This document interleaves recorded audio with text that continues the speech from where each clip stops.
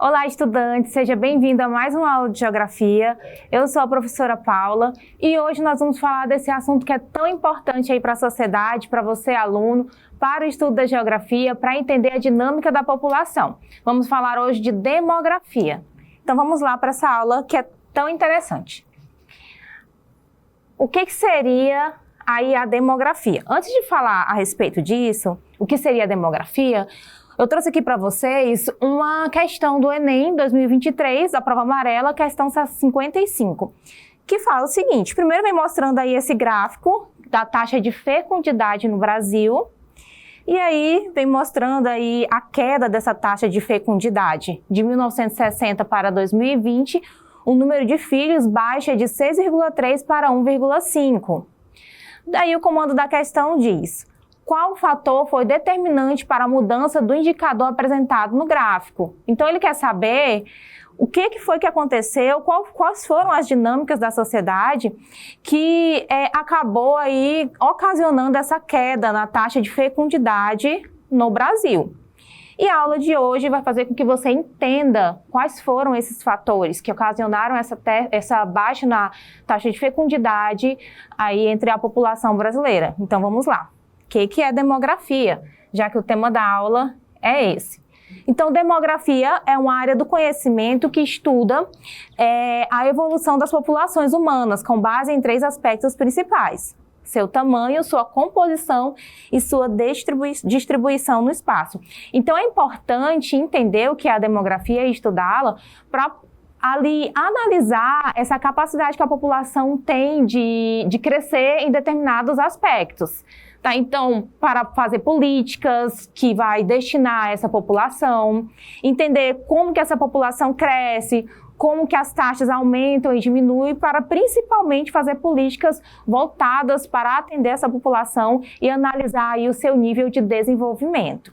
Para isso, é interessante e é necessário entender alguns conceitos, também chamados de indicadores, e também as teorias demográficas, porque para estudar a população também houveram algumas teorias para chegar até uma lógica da dinâmica dessa população. Então vamos entender agora.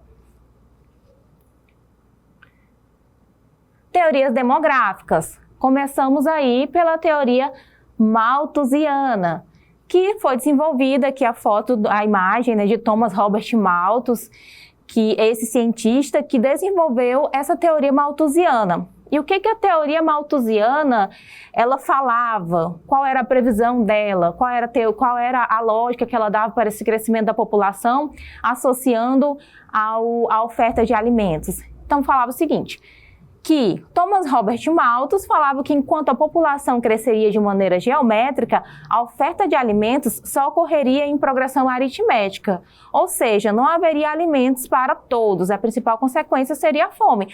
Então o Thomas ele estava falando o seguinte: olha, enquanto a população vai crescer de forma mais acelerada, os alimentos vão crescer de forma mais devagar. Então a população iria crescer de forma dobrada, tipo 2, 4, 8, enquanto os alimentos iriam crescer de uma forma linear, 1, 2, 3. Ele estava querendo dizer que não iria acompanhar o crescimento da população com a disposição dos alimentos no mundo, não iria acompanhar. Ia ter mais gente no planeta do que alimento para essas pessoas ter acesso e conseguirem aí sobreviver.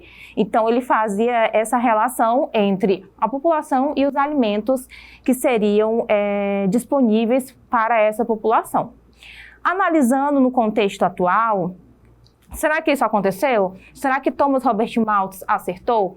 Será que a população cresceu tanto que não tem alimentos suficientes no planeta para poder alimentar essa população? Estudos comprovam que existe sim alimentos suficientes para alimentar a população. O que não existe é a boa distribuição desses alimentos, que inclusive vai ser essa explicação que eu estou dando para vocês, essa lógica, vai ser a explicação de uma teoria também que vamos ver mais à frente. Então, no geral, o que a teoria malthusiana falava? Que a população iria crescer de forma dobrada, enquanto os alimentos não iriam crescer de forma tão dobrada assim. Iria ser um crescimento mais devagar e não iria acompanhar a população, gerando assim muita fome. Qual que seria a outra teoria. Teoria neomalthusiana. O que falava a teoria neomalthusiana? Essa teoria aponta que uma população jovem em elevada quantidade necessita de pesados investimentos em educação e saúde. E, em consequência, cai a oferta de recursos para a produção de alimentos. A teoria neomalthusiana defende que quanto maior o número de habitantes, menor a possibilidade de distribuição de renda. Então, o que a teoria neomalthusiana estava falando? Olha, se houver muitas pessoas, se de repente a taxa de natalidade, que é o número de nascimentos em um ano, né, em um país, for muito alto, vai acontecer que muitas políticas precisarão ser destinadas para essa primeira fase, a base ali, né, a fase das crianças, e assim iria faltar recurso para a sociedade de forma geral. Então, a solução para a teoria neomalthusiana é diminuir a taxa de natalidade. Então, essa teoria vem dizendo, olha, se diminuir a taxa de natalidade, o número de nascimento por pessoas, a sociedade consegue aí se equilibrar de uma forma melhor e terá alimento suficiente para todos.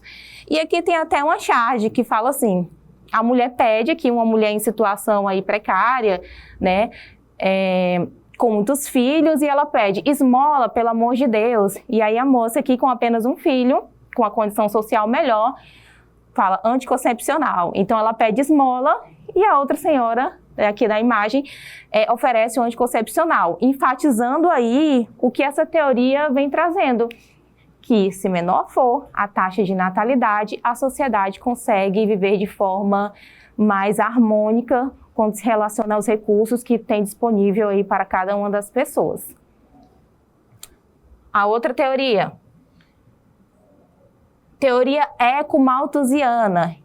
Essa teoria, ela vem falar aí da relação entre o ser humano e a forma como ele utiliza os recursos naturais. Que esse desequilíbrio entre a quantidade de pessoas e recursos naturais disponíveis tem a ver com a forma que o homem lidar com esses recursos naturais. Então, ele vem defender que se o homem conseguir preservar mais, lidar melhor, ter um uso mais inteligente desse recurso natural, vai ter um equilíbrio melhor aí na relação entre população e recursos a serem oferecidos. E aí nós temos também a teoria reformista ou marxista, que tem ali uma origem de Karl Marx, né, do socialismo. O que diz essa teoria? Diz que as altas taxas de natalidade nos países menos desenvolvidos são causadas pela pobreza e pelas profundas desigualdades socioeconômicas nesse território. Então, a teoria reformista ou marxista, ela vem falando, olha, essa taxa de natalidade tão alta e essa falta de recurso acontece porque a população, ela é ali muito pobre, não tem acesso ao conhecimento, já que o acesso ao conhecimento também é o acesso a métodos contraceptivos, então ele vem colocar aí a questão da desigualdade. Lembra que eu falei para vocês lá na primeira teoria malthusiana, que falava que essa distribuição, né, que na verdade tem alimento no planeta, eu estava explicando para vocês a lógica de hoje, né, que existe alimento suficiente no planeta, mas não existe aí uma boa distribuição desses alimentos. É o que essa teoria reformista vem falar, que esses países, eles são pobres, não têm muita capacidade de acesso à educação, as pessoas acabam tendo alta taxa de natalidade. E para a teoria reformista, a solução seria uma boa distribuição dos recursos naturais, ou dos recursos existentes, da alimentação, dos alimentos existentes no planeta Terra para cada pessoa. Fala que se todos tivessem acesso de forma igualitária a essa alimentação, não haveria tanta pobreza, não haveria tantas pessoas passando necessidade. Então é isso que a teoria reformista traz. E por último, nós temos aí a teoria da transição demográfica, que defende que toda a sociedade ela passa por altos e baixos em suas taxas.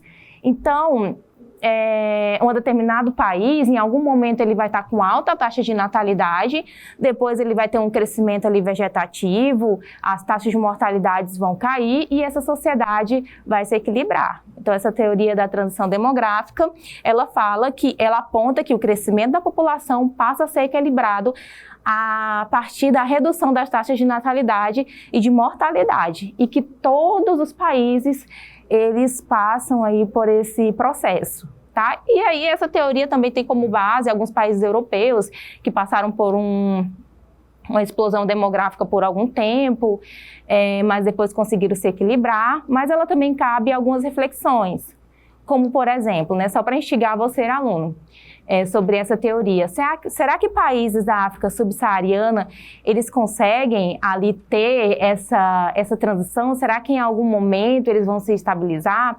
Lembrando que a África subsaariana é a parte da África que está ali abaixo do deserto do Saara, que são países extremamente pobres e muitos deles até sem governantes, né? Então essa teoria, ela cabe aí alguns questionamentos, assim como todas as outras teorias. Pelo próprio nome diz, são teorias, são para ser questionadas, mas tem a intenção aí de explicar essa dinâmica populacional e os recursos oferecidos a cada uma delas. Vamos continuar. E falando de transição demográfica, quais são as causas da transição demográfica? A transição demográfica é um fenômeno associado às transformações estruturais que acontecem na sociedade, no seu território e na sua sociedade. A ampliação da infraestrutura social e urbana de um território pode ser apontado como uma das causas da transição demográfica, em especial quando se trata do aumento das redes de saneamento básico e do maior acesso à água potável. Ou seja, que essa ampliação, essa transição, essa mudança também está ali baseada no investimento que é feito a essa sociedade. E aqui nós temos a teoria da transição demográfica, né? Temos a transição demográfica aqui sendo explicada como que ela acontece e quais são as suas fases, tá? Então nós temos ali a primeira fase, que é a fase da pré-transição. Aqui tem até um gráfico que mostra altas taxas de natalidade, mortalidade, crescimento vegetativo. E se você perceber, nessa primeira fase, você pode analisar aqui vendo a imagem, essa fase da pré-transição mostra aí uma elevada taxa de natalidade e de mortalidade. Então, quando a sociedade ela passa por essa transição demográfica, a sua primeira fase foi uma fase cheia com altos índices de natalidade, que é o número de nascimento, aí de um determinado tempo, geralmente colocam 1 ano para fazer essa análise, ou seja, nascem muitas crianças, mas também morrem muitas pessoas, o que mostra que essa sociedade está passando por algum problema, ou vários problemas ali. Geralmente esse país é um país que está ali em desenvolvimento, ou um país não desenvolvido. A segunda fase da transição demográfica, aceleração demográfica. Ou seja, manutenção da natalidade em alta e a queda da taxa de mortalidade. Aqui você já vê ali uma diferença. A natalidade ela continua alta, mas algo aconteceu aí nessa sociedade que a taxa de mortalidade ela começa a ser equilibrada. O que pode ter acontecido? Investimentos para que a taxa de longevidade, né, que até o número, a idade no qual as pessoas conseguem sobreviver na sociedade, ela fosse aumentada. Esse investimento pode ser na educação, na saúde, na alimentação, em vários outros setores ali da sociedade. Aí nós temos a terceira fase, que é a fase da desaceleração demográfica. Aqui nós já conseguimos observar uma mudança aí na taxa de natalidade, que cai bruscamente, a taxa de mortalidade também cai. Então, nessa terceira fase, é a manutenção da vida, ou seja, o crescimento vegetativo, que é o quê? As pessoas conseguem se manter ali vivas na sociedade. Então, essa sociedade começa ali já a passar por transformações, já não morrem tantas pessoas, já não nascem, né, tantas pessoas, a taxa de natalidade já caiu, e essa sociedade provavelmente já está ali num nível econômico melhor. E aí temos a última fase, que é a estabilização da população. período de estabilização do crescimento populacional. Essa fase 4, o país ele já se apresenta ali como um país desenvolvido, ou então caminhando para o desenvolvimento, já que quando caem as taxas de natalidade, os investimentos eles podem também ser destinados a outros ramos ali dentro da sociedade. A população economicamente ativa, que são os adultos, estão em maior quantidade, então podem gerar renda para aquele país. Continuando. E aqui, eu falei para vocês, já citei em alguns momentos taxa de natalidade, taxa de mortalidade, fecundidade, crescimento vegetativo. Tá, professora, mas o que é isso? Então, são os indicadores demográficos. Esses indicadores fazem com que você faça análise da sociedade. E vamos falar um pouquinho mais sobre eles. Para analisar a sociedade, toda essa dinâmica demográfica, é interessante entender todos esses conceitos. Por exemplo, densidade demográfica é o quê? É o número de habitantes por quilômetros quadrados. Então, quantas pessoas tem ali ocupando 1 quilômetro quadrado? Então, isso é interessante observar. Por exemplo, cidades do Sudeste têm alta densidade demográfica, né? São Paulo, Rio de Janeiro. Já aqui no Norte, nós temos uma quantidade maior de área e poucas pessoas. População absoluta é o número total de habitantes de um lugar, apenas. O que é uma cidade, um país, um estado populoso? É a quantidade total de habitantes por um determinado lugar. E povoado se refere a como esses habitantes estão ocupando essa região. Então, o estado ele pode ser populoso, mas ele pode ser muito concentrado, sua população, ou ele pode ser povoado, populoso e povoado, ou seja, muitas pessoas e essas pessoas estão bem distribuídas nesse espaço. O que mais? Taxa de natalidade, que é o que eu já falei para vocês. É o número de nascidos, né, de crianças nascidas em um ano. Taxa de mortalidade, número de pessoas que morrem em um ano. Taxa de mortalidade infantil, número de crianças de 0 a 12 meses que morreram em um ano. Taxa de fecundidade, é o número médio de filhos por mulher ao longo do seu período fértil. Tá? Então, é justamente o que diz lá na questão. Fecundidade. O número a taxa de números por mulheres no seu período fértil, tá? Expectativa de vida ou longevidade indica a média do tempo de vida aproximado de uma sociedade.